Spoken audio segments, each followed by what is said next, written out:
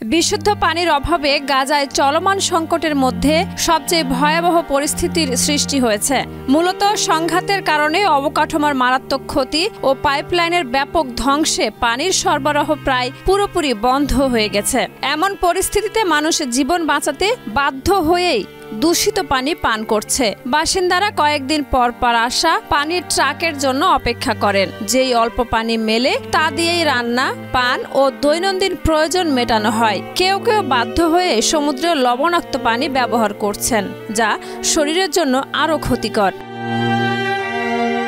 জাতিসংঘের তথ্য অনুযায়ী গত 22 মাসে গাজার পানির অবকাঠামো কার্যত ধ্বংস হয়ে গেছে। জ্বালানি সংকটে ডিস্যালিনেশন প্ল্যান্টগুলো বন্ধ হওয়ায় ভূগর্ভস্থ পানিতে বর্জ্য মিশে যাচ্ছে, যা একে আরও অনিরাপদ করে তুলেছে। শিয়া বাটার ও ভিটামিন ই সমৃদ্ধ লিলি বিউটি সোপ, তারুণ্যময় উজ্জ্বল ত্বকের জন্য। রিমার্ক। জাতিসংঘের ফিলিস্তিনি শরণার্থী সংস্থা জানিয়েছে, দূষিত পানি ব্যবহারের ফলে প্রতি সপ্তাহে প্রায় 10,300 মানুষ ডায়রিয়ার মতো পানিবাহিত রোগে আক্রান্ত হয়ে স্বাস্থ্য কেন্দ্রে আসছেন।